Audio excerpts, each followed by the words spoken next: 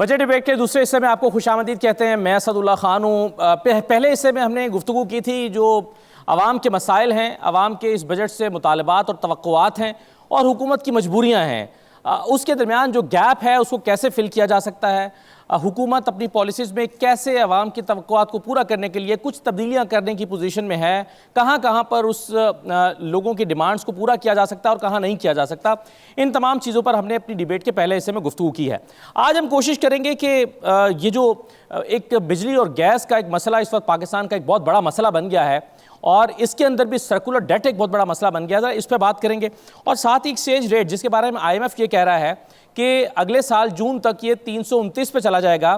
ابھی یہ سٹیبل دکھائی دے رہا ہے لیکن یہ کیسے بڑھنے لگے گا اور کیسے یہ 329 پہ IMF کو لگ رہا ہے کہ جائے گا. اور اس کے علاوہ جو زر مبادلہ کے ذخائر ہیں وہ پاکستان کے 9.16 پر اس وقت کھڑے ہوئے ہیں. اس کے بڑھنے کے امکانات کیا ہیں, جو حکومت کی سائیڈ ہے وہ اس کو کیسے دیکھ رہی ہے, اور ماہرین معاشیات اس کی توقعات حکومت سے کیا ہیں, عوام کی توقعات کیا ہیں. آج کے پروگرام میں ہم اسٹوڈنٹس کے سوالات کو بھی شامل کریں گے اور دیکھیں گے کہ آج مختلف یونیورسٹیز کے جو اسٹوڈنٹس ہیں وہ پاکستان کے بجٹ کو کس طرح سے دیکھ رہے ہیں اور اپنے ذہنوں میں کیا سوال رکھتے ہیں.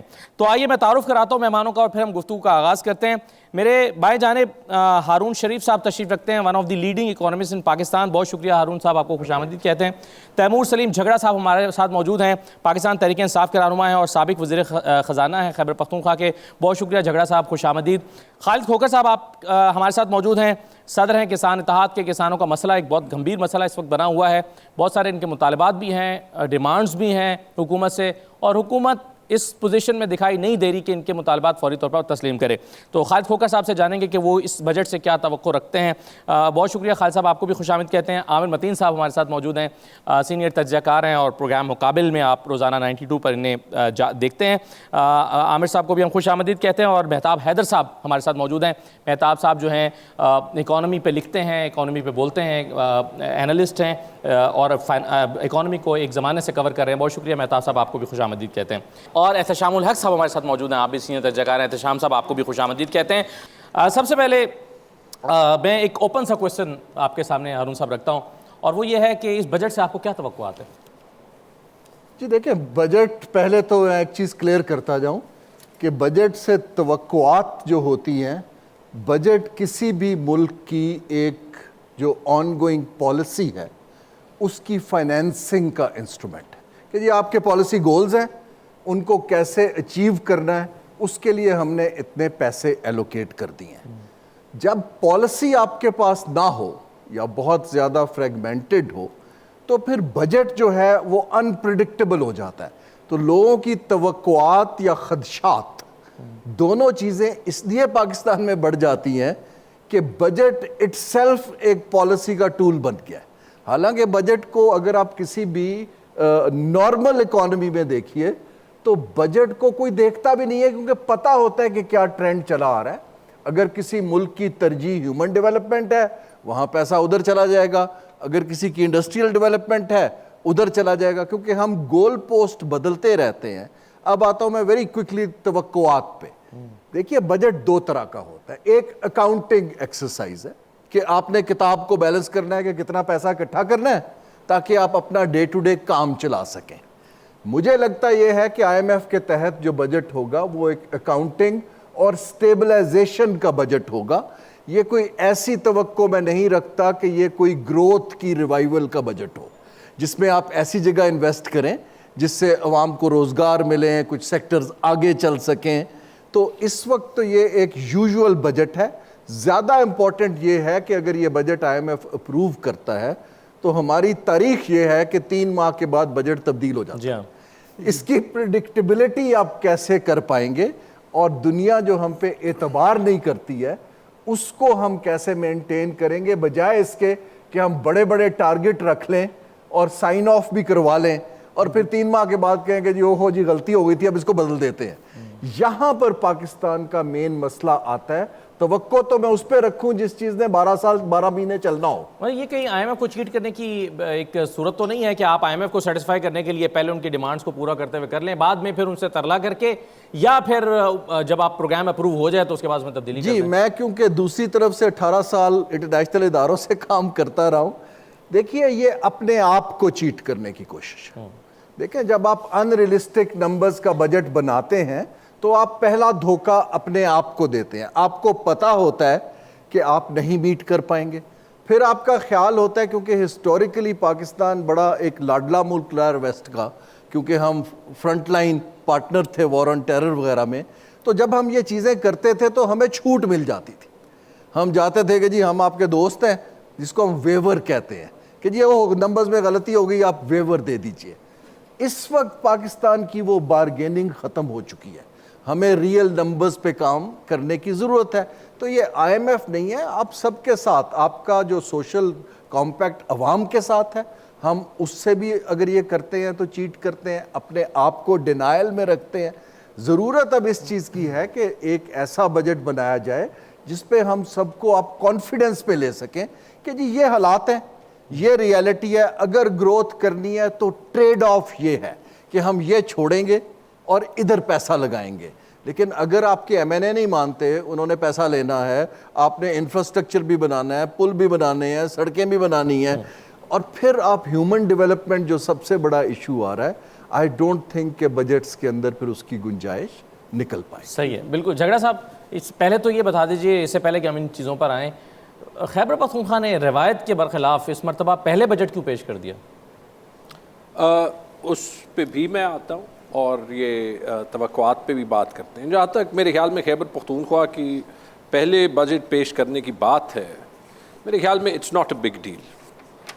میرے خیال میں ایک پولیٹیکل سٹیٹمنٹ تھی. حکومت نے اس کو کافی تنقید کا نشانہ بنایا. دیکھیں, ان کو پولیٹیکل پوائنٹس چاہیے. آئی تھنک جو ان کی خیبر پختونخوا کی حکومت سے کیا توقع ہو سکتی ہے, یہ کہ جو سرپلس انہوں نے آئی ایم ایف کو دکھانا ہو, وہ خیبر پختونخوا حکومت نے دکھایا. ایکچولی ہاں دکھایا, اور میرے خیال میں اتنی آسانی سے نہیں دکھانا چاہیے تھا, لیکن دکھایا.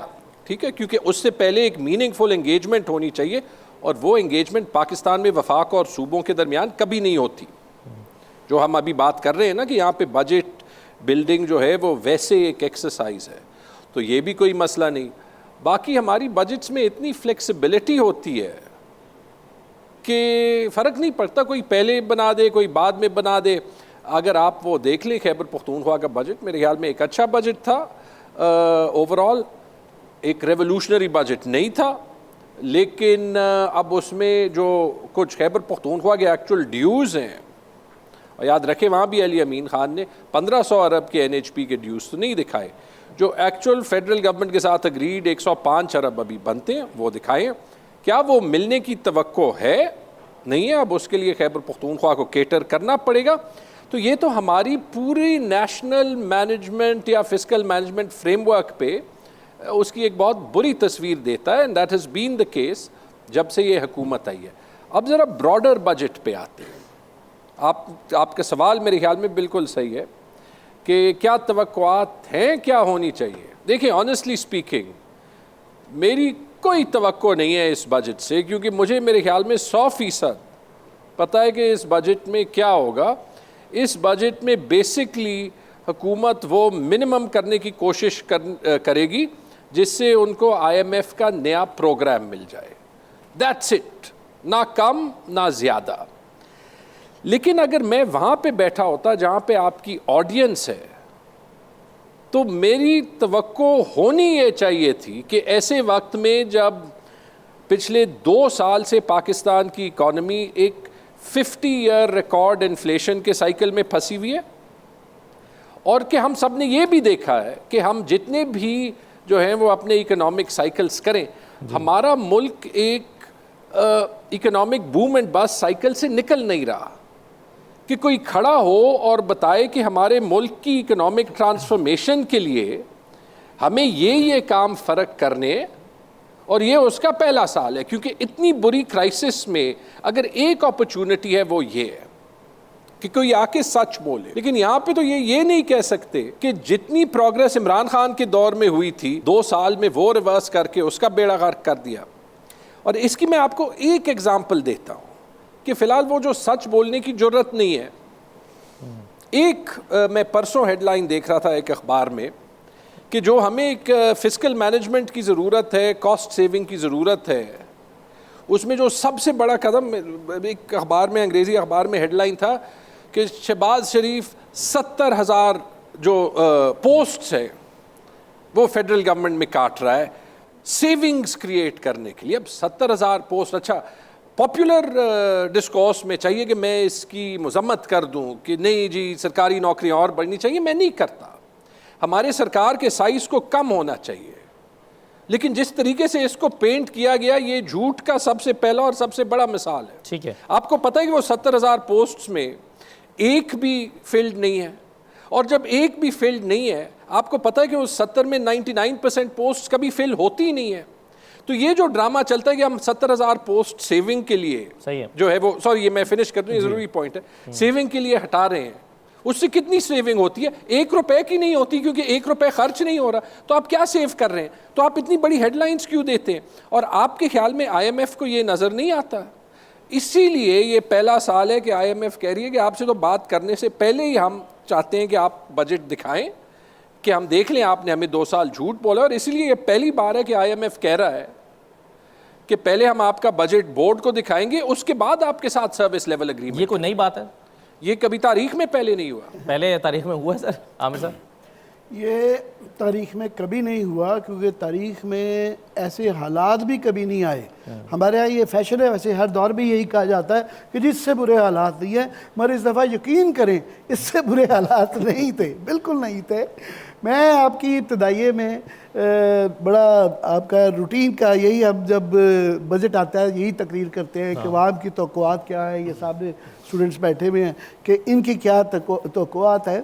مگر مجھے یہ سن کے جو یوزول ہماری تقریر ہوتی ہے خود بھی تھوڑی سی ہنسی آ گئی, اس لیے کہ اس دفعہ یہ بیچارے توقعات جو ہیں عام آدمی کے لیے, یہ جو اکاؤنٹنگ ڈیٹیلز اتنی میٹر نہیں کرتی جو کوئی یہ فائنانس منسٹر صاحب بجٹ تقریر میں سنائیں گے.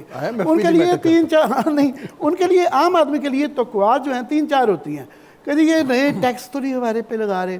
انہوں نے کوئی اس پہ پہلے ہی کلیئر ہو جائیں, وہ صاف ہی انہوں نے کہہ دیا, بلکہ وہ کریڈٹ لے رہے ہیں کہ جناب ہم 13,000 ارب کے یہ 20-30% کی جمپ ہے وہ آپ سے پہلے ہی ہے. سو لہٰذا اس میں کوئی سسپینس یا چھپی ہوئی بات نہیں ہے.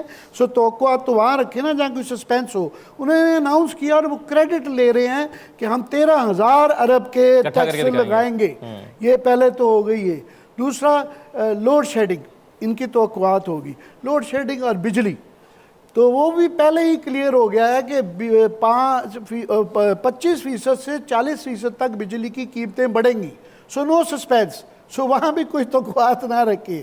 پھر لوڈ شیڈنگ کا آلریڈی جو اس وقت 18 گھنٹے دیہاتی علاقوں میں, شہروں میں 12 گھنٹے آ رہی ہے, اور ہمارے پاس پیسے کی جو آپ 9 بلین کا ذکر کر رہے ہیں نا, یہ اس لیے بچا رہے ہیں کہ ہم وہ تھرمل خرید نہیں سکتے.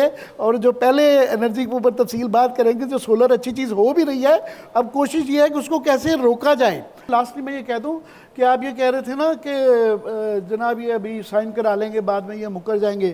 اس دفعہ یہ جو جھگڑا صاحب کہہ رہے ہیں نا کہ بورڈ پہلے سائن ہوگا پھر بجٹ آئے گا اس لیے لیٹ ہو گیا ہے, اس دفعہ وہ چانس نہیں لے رہے. اس دفعہ 2 ٹرمز بڑی استعمال ہو رہی ہیں. کسی بھی آئی ایم ایف کے اس سے بات کریں وہ کہتے ہیں جی 2 چیزیں.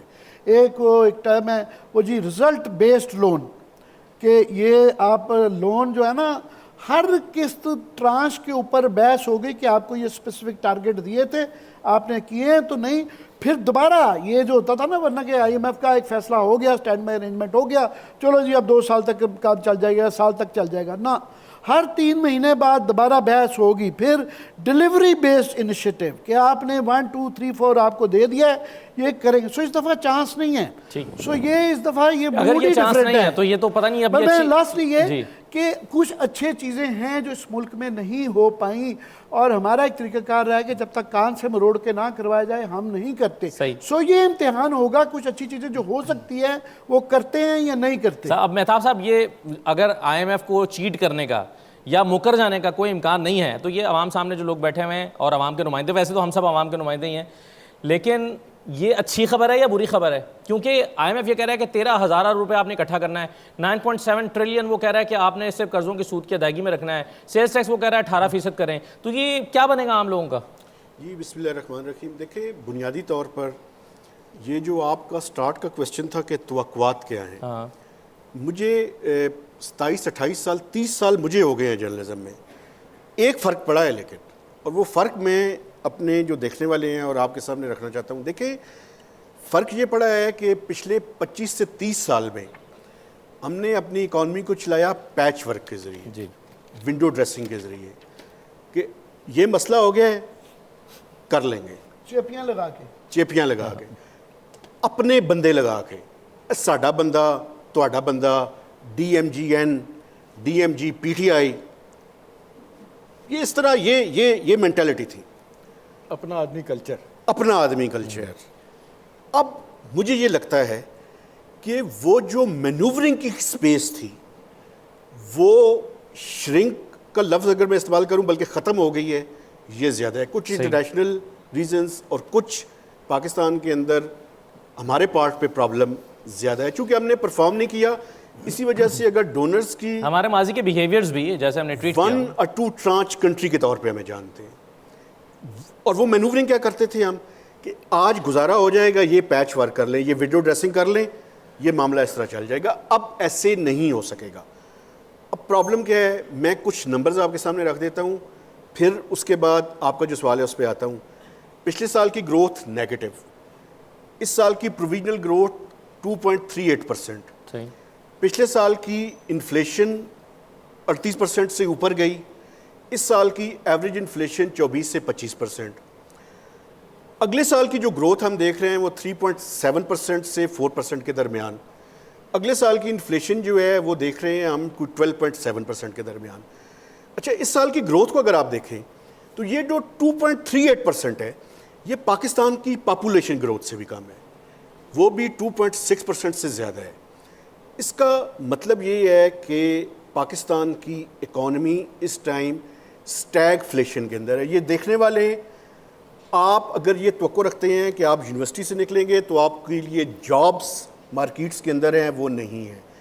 40 لاکھ نوجوان ہر سال جاب مارکیٹ کے اندر انٹرنٹس ہیں. پاکستان کی اس ٹائم جو گروتھ کی سچویشن ہے, لو کوالٹی جابز, بائکیا کی جو جابز ہیں وہ بھی 10-15 لاکھ یا 20 لاکھ لوگوں سے زیادہ کیٹر کرنے کے لیے مارکیٹ کے اندر نہیں, اور جو پڑھے لکھے لوگ ہیں ان کے لیے جابز مارکیٹ زیادہ شرنک کر رہی ہیں. صحیح. اب اس ساری صورتحال کے اندر اس ملک کو اب خواہش یہ ہے کہ اس ملک کے اندر اگر ہم اس ملک پہ رحم کر دیں, ایک رولز آف دا گیم ہو, کس نے کیا کام کرنا ہے. اگر میں جرنلسٹ ہوں اور میں ہی پالیسی پرسکرپشن کر رہا ہوں, میرا کام یہ نہیں ہے, مجھے اپنے کام تک محدود کریں, جن کا جو کام ہے وہ کام کریں. ہم سارے دوسرے کی طرف انگلیاں اٹھا رہے ہیں, اپنا کام صحیح نہیں کر رہے. ایک تو یہ بنیادی بات ہے رولز آف دا گیم, اور 2 شعبے ایسے ہیں اگر ہم نے ان پہ توجہ نہیں دی اس ملک کا کوئی اکانومی کے اس کے اوپر کوئی آگے مجھے فیوچر نہیں نظر آتا. ایک تو ہمیں اپنی ٹیکس بیس کو براڈن کرنا ہے. ٹھیک. اگر پاکستان, مجھے آئی ایم ایف کا جو اگلا پروگرام ہے اس سے خطرہ ہے, وہ خطرہ یہ ہے کہ مڈل کلاس اویپوریٹ نہ ہو جائے اس ملک کے اندر سے. اچھا. اس کے چانسز سب سے زیادہ ہے. اور دوسری جو مجھے پرابلم نظر آتی ہے, یہ ہم سارے آئی ایم ایف کے پروگرام کو تو سلوشن سمجھتے ہیں, لیکن یہ سٹوری میں اپنی تعریف نہیں کرنا چاہتا, یہ میں نے کی کہ یہ پہلی دفعہ بورڈ سے پہلے پوچھیں گے اور بعد میں وہ کر رہے ہیں. ہماری کیپیسٹی نہیں ہے آئی ایم ایف سے ایک اچھا پروگرام نیگوشیٹ کرنے کی. صحیح. مجھے کہنے دیں, اگر میں یہ نہیں کہوں گا تو میں سمجھتا ہوں کہ میں اپنا کام پورا نہیں کر رہا. پی ٹی آئی نے جو 3 سال کا پروگرام کیا تھا وہ فرنٹ لوڈڈ تھا. آپ نے اگر یہ فرنٹ لوڈڈ پروگرام کر دیا تو یہ جو اکنامک گروتھ 3.5 to 7% یا 3.7% کی بات کر رہے ہیں, اس میں مڈل کلاس ڈیفینیٹلی ایویپوریٹ ہو جائے گی.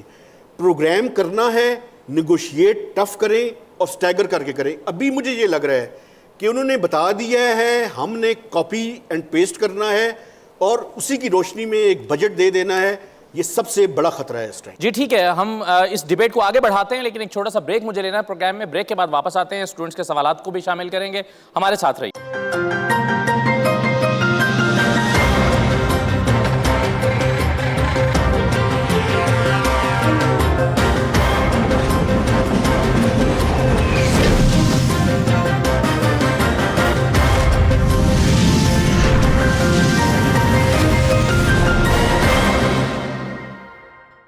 بجٹ ڈیبیٹ میں ایک بار پھر آپ کو خوش آمدید کہتے ہیں. احتشام صاحب، عام آدمی کا جو مسئلہ ہے وہ بے روزگاری ہے.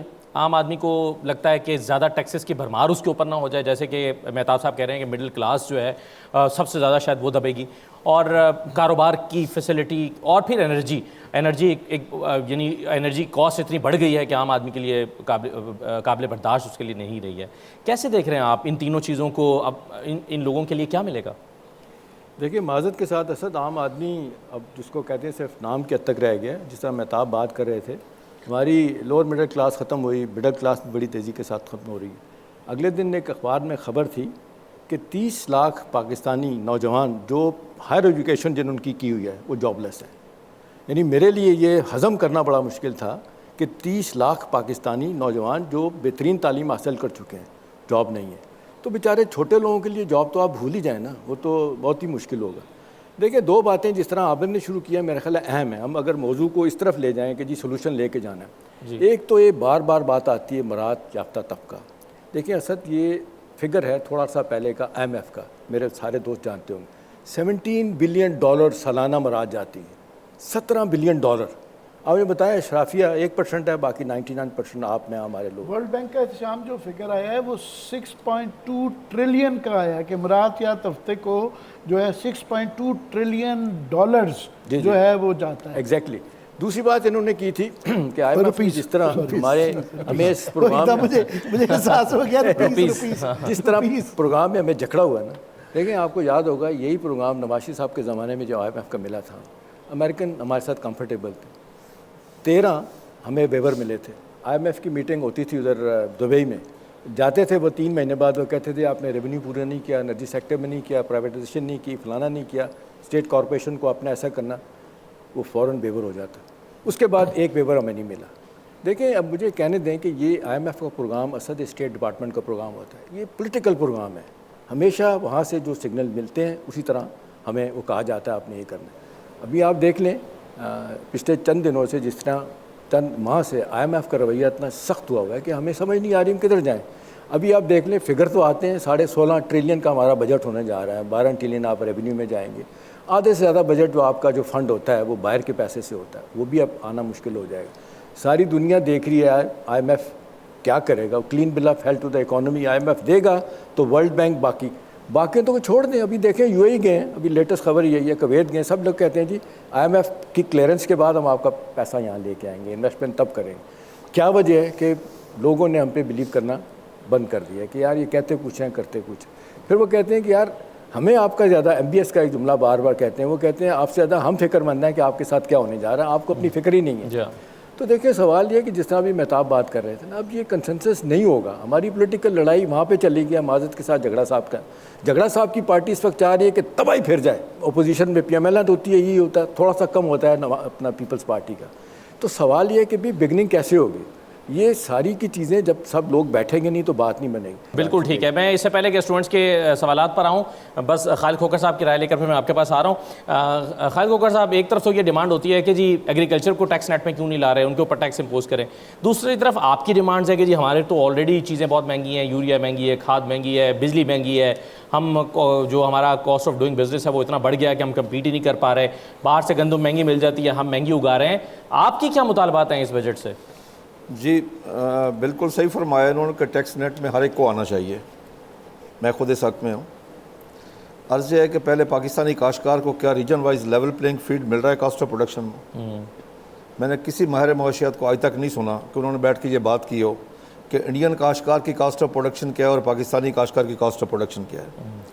انڈین کاشتکار کو یوریا ملتی ہے پاکستانی روپیز میں 800 روپے میں، ہمیں ملی ہے 5000 سے 5500 میں.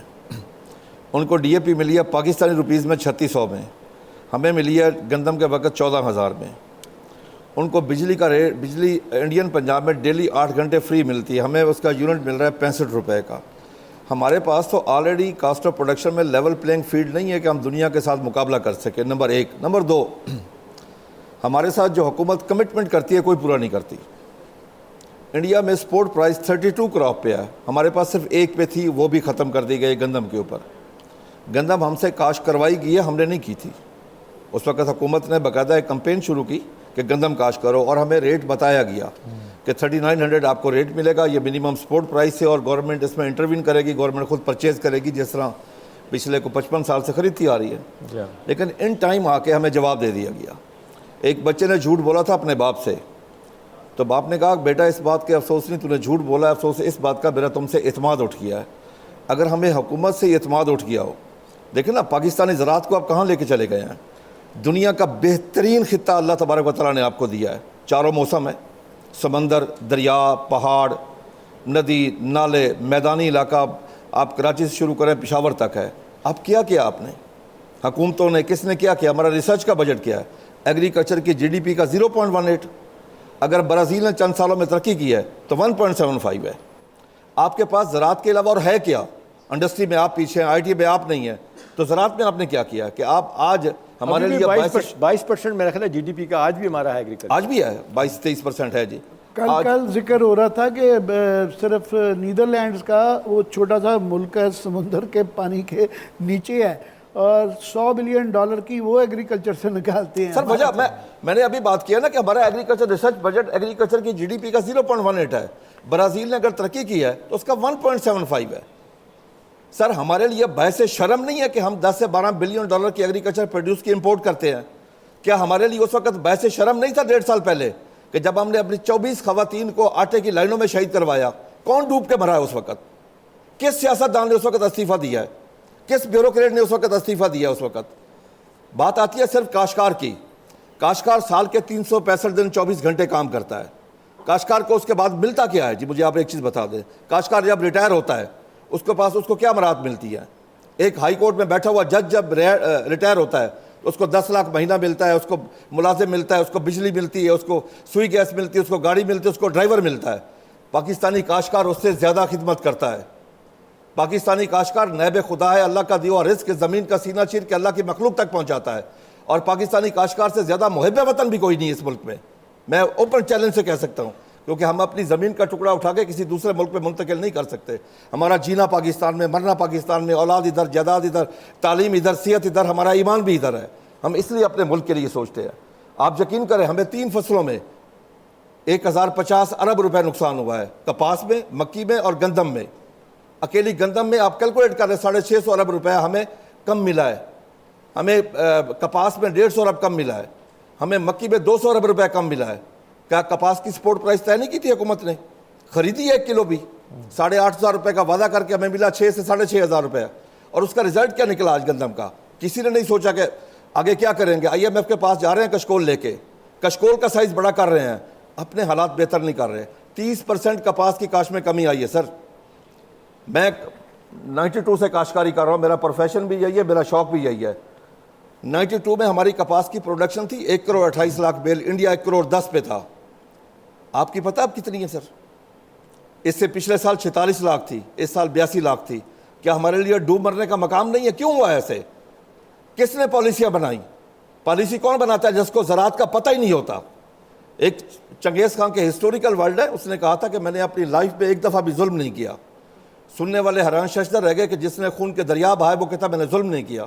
تو اس نے تشریح کی کہ میں نے پوری لائف میں کسی لائق کے اوپر نالائق نہیں بٹھایا. اگر ہمارے اوپر نالائق لوگ آ کے بیٹھ جائیں جن کو پتہ ہی نہ ہو زراعت کیا ہے، جنہوں نے کبھی زراعت کا پودا ہی نہ دیکھا ہو، وہ آ کے ہماری پالیسیاں بنائیں، وہ آ کے زراعت کے اوپر اپنی من مرضی کریں، پھر فیصلے کریں کہ ہم نے امپورٹ کرنی ہے. جب اپنے پاس سفیشینٹ سٹاک موجود ہے پھر امپورٹ کیوں کی گئی ہے؟ صحیح ہے. پھر جب میری یار سنیں، جب انکوائری ہوئی ہے اب ہماری آنکھوں میں دھول چھونکی گئی ہے.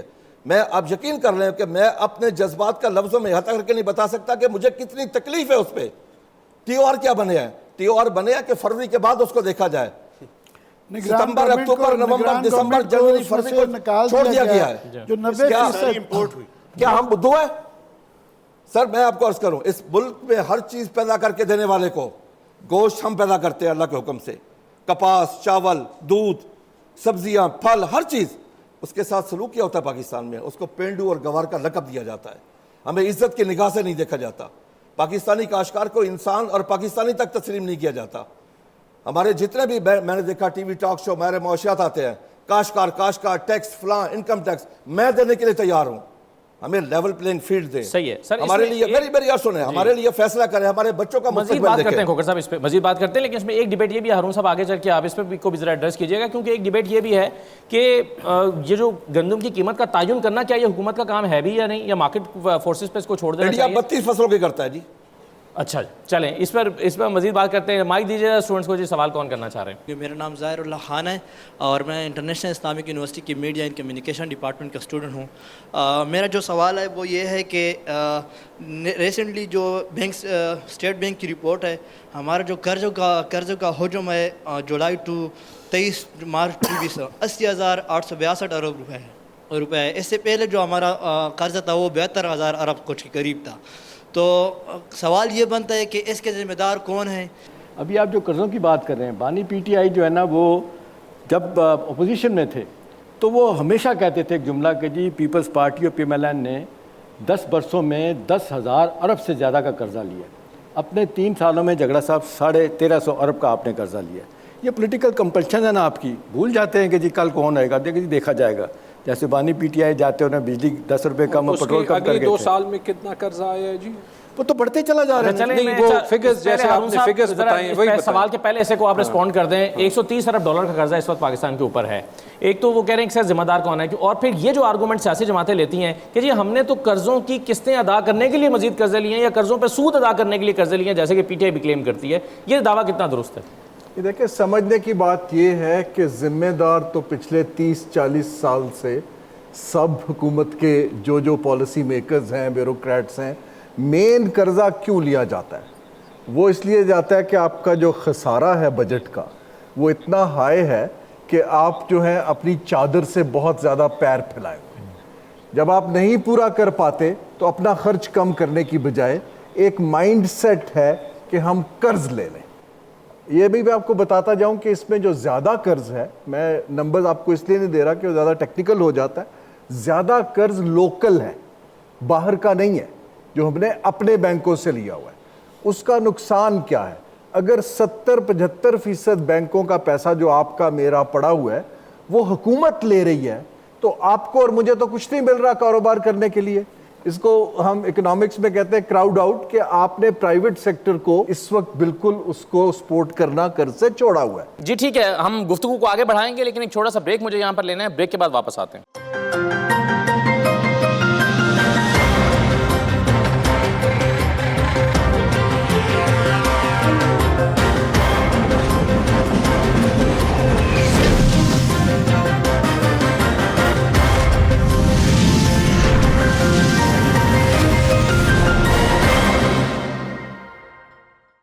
بجٹ ڈیبیٹ میں ایک بار پھر آپ کو خوش آمدید کہتے ہیں. جھگڑا صاحب, خیبر پختونخوا کے حوالے سے بھی سوال تھا کہ آپ بہت قرضے لیے, آپ نے مزید لے رہے ہیں. جی پہلے تو ذرا قرضوں پہ اور اس کی سلوشن پہ جنرل بات کر دیں کہ میرے خیال میں قرضوں پہ ہمارا مائنڈ سیٹ بھی غلط ہے.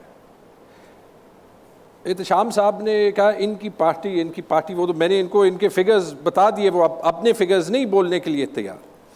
لیکن ایک بات میں بتا دوں, قرضہ لینا بری بات نہیں ہے. دنیا میں کون سا ملک ہے جی جس پہ سب سے زیادہ قرضہ ہے؟ امریکہ. دنیا کا سب سے مالدار ملک کون سا ہے؟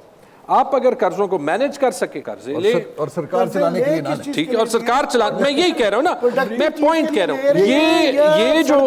یہ جو فریمنگ ہے نا کہ قرضہ, سب مجھے ابھی ذرا بولنے دیں تاکہ وی ایجوکیٹ دی پیپل. یہ جو فریمنگ ہے نا کہ پہلے قرضہ اتنا تھا اب قرضہ اتنا تھا, وہ تو روپے میں زیادہ ہی ہوگا. وہ جو بھی کرتے ہیں, اور وہ اکثر یہ میرے خیال میں سیاسی بیان بازی ساری پارٹیاں زیادہ کر لیتی ہیں. میرا ریکارڈ دیکھ لیں, جیسے میں نے کہا مجھے پتہ ہے نا, میں نے اس لیے ان سے پوچھا کہ وہ ایک سال میں ہمیشہ پچھلے 10 سال سے روپی ٹرمز میں قرضہ زیادہ ہو جاتا ہے. تو اس ڈبیٹ سے تو ہمیں آگے چلا جانا چاہیے. اب یہ بھی نہیں ہو سکتا کہ ہم قرضے نہیں لیں گے, کچھ قرضہ لینا پڑے گا, لیکن آپ کو جو 3-4 کام کرنے ہیں وہ آپ کو عوام کو بھی سمجھانا ہے اور اس کے ساتھ قرضوں کی زیادہ پروڈکٹیو یوز چاہیے. پہلی چیز آپ کو اپنا ریونیو بڑھانا ہے. ریونیو بڑھانے کا مطلب کہ ٹیکس کا پیسہ کوئی تو زیادہ دے گا. اب آپ یہ ڈبیٹ کر سکتے ہیں کہ وہ زیادہ بیس براڈن کر کے ہو یا فلانی کمیونٹی نہیں دے رہی, لیکن ہماری ہے 9% tax to G D P, India کی ہے 18% tax to G D P, western ممالک کی ہوتی ہے 30 سے 40% tax to G D P. یعنی اکانومی میں 100 روپے ہوتے ہیں, 30 سے 40 روپے, اور یہ کیپٹلسٹ اکانومیز ہیں, سرمایہ داری میں بلیو کرتی ہیں, لیکن یہ پیسا پھر لگتا ہے انفراسٹرکچر کو مینٹین کرنے میں, اسکولز, کالجز, یونیورسٹیز کو چلانے میں, سروس ڈیلیوری ایکسیکیوٹ کرنے میں. یو کے میں این ایچ ایس ہے, پیسہ آسمان سے تو نہیں آتا نا, اسی لیے فری ہیلتھ ڈیلیوری ہے اور اتنے اسپتال بنائے ہوئے ہیں, کیونکہ وہاں پہ آپ کی 10,000 پاؤنڈ تنخواہ ہو مہینے کی, آپ 4,500 5,000 پاؤنڈ اس پہ ٹیکس دیتے ہیں. پہلی بات تو ریونیو بڑھانا پڑے گا. یہ انگیجمنٹ پبلک کے ساتھ کرنی ہے, یہ ایک انلیجٹمیٹ گورنمنٹ نہیں کر سکتی. دوسری بات, جس چیز کی آج تک بات نہیں ہو رہی, میں نے آپ کو مثال دی کہ بڑھ کے ماری کے 70,000 جو ہے وہ ہم نے نوکریاں کم کر لی سیونگ کے لیے, میں نے 1 سیکنڈ میں بتا دیا اس کا امپیکٹ ہے 0 روپیز, کیونکہ وہ پوسٹیں تو خالی ہیں. یہ جو ہارون صاحب نے بات کی, اگر حکومت کا سائز کم نہیں ہوگا تو حکومت کا خرچہ کیسے کم ہوگا؟ کیونکہ جو آپ کا بجٹ ہوتا ہے اس کا 50 سے 60% صوبوں میں تنخواہ اور پینشن پہ لگ. اب اگر اس کا کوئی نظام نہیں ہے, یہ تو ہم نے ایک سسٹم بنا دیا, اور میرے خیال میں یہ ایک کلونیل مائنڈ سیٹ کی لیگیسی ہے کہ ہر بندہ سرکار میں نوکر ہونا چاہیے. آپ 25 کروڑ لوگوں کو دے دیں سرکاری نوکری, لیکن اس کا مطلب یہی ہوگا کہ ہر کسی کو 100 روپے کے بجائے 3, 4, 5 روپے کی تنخواہ ملے گی. اور جو ہوتا ہے وہ یہ کہ پھر کام کوئی نہیں کرتا سرکار. صحیح ہے, چلیے میں ایک اجازت مجھے دیں, ایک بات بڑی ضروری. دیکھیں یہ ڈیٹ کم نہیں ہوگا جب تک 2 چیزیں ہم نہیں کریں گے. میں چونکہ بحیثیت جرنلسٹ اگر کنٹروورشل بات نہ کروں تو پھر, اور وہ ایکچوئل بات بھی ہے, وہ سنیں, وہ ہے NFC. یہ جو نیشنل فائنینس کمیشن ہوا تھا لاسٹ, اس میں ایک کلاز ڈالی گئی تھی, اور وہ کلاز یہ تھی کہ جو tax to G D P ratio ہے وہ 9 یا 10% سے 5 سال میں 15% کیا جائے گا. وہ تو, اور وہ صوبے بھی اس کے اندر شامل تھے, سینٹر بھی اس کے اندر شامل تھا. آپ پوچھیں کہ وہ ہوا تھا 2010 میں, آج 2024 ہے, وہ tax to G D P ratio اس سال کا نمبر آئے گا تو 9% سے بھی نیچے شاید تھوڑی سی چلی جائے. ایک تو وہ نہیں ہوا, کون رسپانسیبل ہے؟ وہ سینٹر بھی رسپانسیبل ہے, وہ صوبے بھی اس کے اندر رسپانسیبل ہے. دوسرا یہ تھا کہ ہم نے اپنی جو ایکسپینڈیچر سائڈ ہے اس کو بھی ریشنلائز کرنا ہے. مجھے بتائیں کہ 80th امینڈمنٹ کے بعد جو سبجیکٹس ہم نے ڈیوالو کرنے تھے, یہ 70,000 پوسٹ کی تو بات کر رہے ہیں, مجھے بتائیں کہ جو باقی سبجیکٹس اس کی منسٹریز اور ڈپارٹمنٹس ابھی تک سینٹر میں رکھے ہوئے ہیں, وہ ہم کیوں نہیں ایبالش کر رہے؟ تو یہ جو میں نے شروع میں بات کی تھی نا, یہ ونڈو ڈریسنگ سے معاملہ نہیں چلے گا. اور تیسرا, ڈیٹ سروسنگ جو ہے نا وہ آپ کی, اور پاور سیکٹر, یہ مجھے کہنے دیں, یا پاور سیکٹر رہے گا یا پاکستان رہے گا, یہ دونوں سائملٹینیسلی اس حالت میں نہیں چل سکتا. آپ سوال لیں, پھر میں بھی جواب دینا چاہوں گا. 2-3 سوال لے لیں, میں بھی جواب دینا چاہوں گا اس پہ. عامر بطی صاحب نے بتایا کہ بجٹ ڈبیٹ میں کوئی اتنا پراسپیکٹس نہیں ہے, کیونکہ یہ بجٹ جو ہے IMF وغیرہ بناتا ہے. میں آپ سے یہ پوچھنا چاہتا ہوں سر, یہ سرکاری ملازمت کے لیے جو 10% بڑھاتے ہیں اور انفلیشن ریٹس ہماری جو مور دین 40-60 کے درمیان میں, تو سرکاری ملازم کی کیا کیپیسٹی ہوگی, ان کے لیے کیا مراد ہوں گے؟ نمبر 1.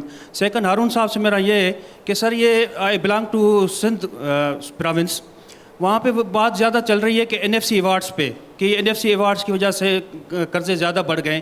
تو آپ مجھے یہ بتائیں کہ اس بجٹ میں NFC ایوارڈس پہ بات ہو رہی ہے, یا NFC ایوارڈس کا کیا اس کا امپیکٹ پڑے گا اس بجٹ پہ سر؟ تھینک یو سو مچ. عامر صاحب سے شروع کریں. میں 2-4 پوائنٹس کرتا ہوں, باقی جس سے ریلیونٹ ہوگا. آپ نے جو پوچھا تھا 10% سیلری انکریز, وہ آپ بالکل صحیح کہہ رہے ہیں.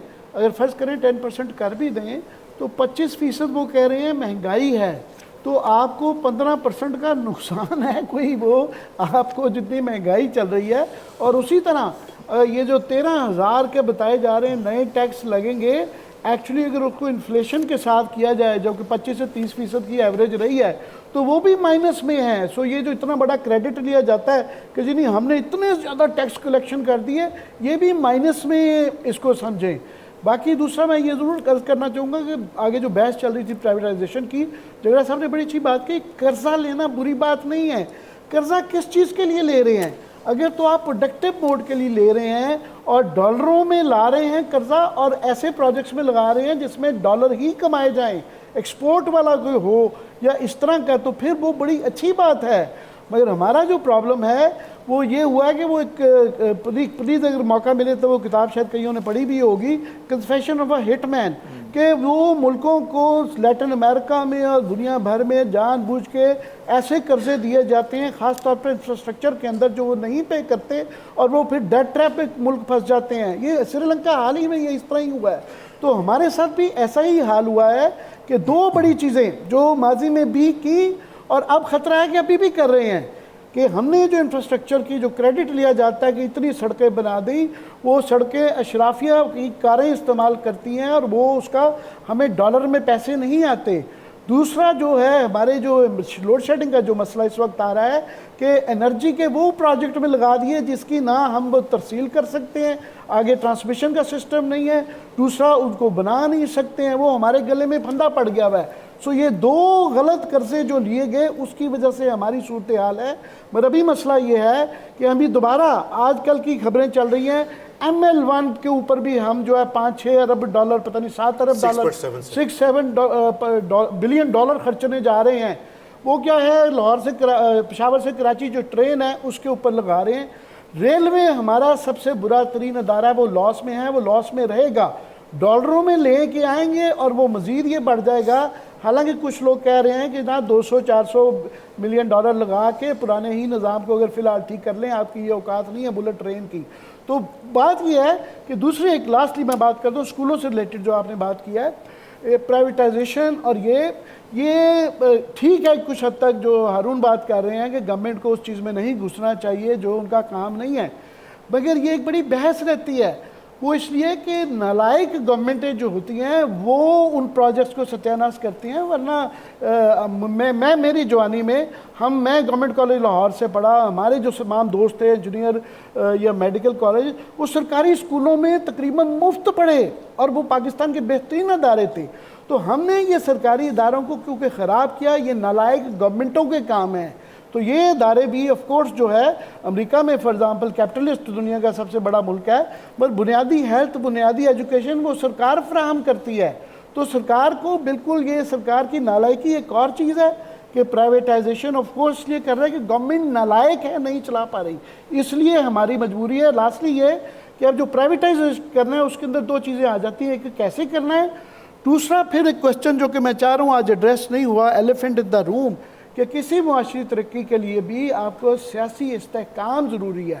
تو یہ جو اگر IMF کے کہنے میں بھی کچھ بڑے فیصلے ہیں جو ہمیں کرنے ہیں, پرائیویٹائزیشن ایک بڑا فیصلہ ہے اور بھی کئی بڑے فیصلے ہیں یہ ریفارمز لانے کے, اس کے لیے پسلی چاہیے, اس کے لیے اسٹرانگ گورنمنٹ چاہیے. تو یہ سوال بھی آتا ہے, میں چاہوں گا پارٹیسپینٹ جواب دیں کہ کیا اس وقت جو سیاسی غیر استحکام ہے اس کے ہوتے ہوئے اتنے ڈراسٹک ریفارمز کیے جا سکتے ہیں کہ نہیں؟ یہ دیکھیں آپ نے جو بات کی ہے نا بڑی اہم ہے. میرا خیال ہے ساری ہماری سیاست اور پالیٹکس, ہماری گورننس کے ایشو سارے کے سارے یہاں پہ آ کر رک جاتے ہیں کہ جی ہمارے معاشی استحکام ہے, غیر یقینی کی صورتحال ختم. یہ خاص طور پہ 2013 کے بعد ہم دیکھ رہے ہیں, اس سے پہلے اتنی نہیں تھی جتنی اب ہے. ہر آنے والا دن ہمیں یہی بتاتا ہے کہ جی شاید ہمارے معاملات ٹھیک ہو جائیں گے, لیکن نہیں ٹھیک ہو رہے. اس کی وجہ سے لوکل انویسٹر بھی آپ دیکھ لیں ہمارے چلے گئے 70-80%, کوئی بنگلہ دیش چلا گیا, کوئی آپ سری لنکا چلا گیا, کوئی ایون انڈیا بھی لوگ چلے گئے. دیکھیں یہ تو جب تک کہ میرا خیال ہے کنسنسس نہیں ہوتا, ہم سارے بیٹھ کے دیکھیں نا, ہندوستان میں بھی تو ہے نا, دو بڑی پارٹیاں ہیں کس طرح برے طریقے سے لڑتی ہیں, لیکن کشمیر کے اوپر ان کا فیصلہ نہیں, انٹیگرل پارٹ ہے, ہمارے آئین کا حصہ ہے, سوال ہی نہیں پیدا ہوتا. پاکستان کے ساتھ ریلیشن کیسے رکھنے ہیں، امریکہ کے ساتھ کیسے رکھنے ہیں، ان کے یہاں دیکھ لیں کوئی ایکسٹرنل ڈیبیٹ اس طرح نہیں ہوتی جس طرح ہمارے یہاں ہوتی. اور میں چاہوں گا کہ کچھ اسٹوڈنٹس کی طرف سے ایگریکلچر کے حوالے سے ضرور سوال آئیں تاکہ خالد کھوکھر صاحب بھی اس پر اپنی رائے کا اظہار کر سکیں. اور پرائیویٹائزیشن کی بات ہوئی ہے، میں چاہوں گا کہ آپ اس کا بھی جواب دیں. ایک چھوٹا سا بریک لے رہے ہیں، آپ ہیڈ لائنز دیکھیے، ہیڈ لائنز کے بعد اس ڈیبیٹ کے دوسرے حصے میں واپس آتے ہیں، ہمارے ساتھ رہیے.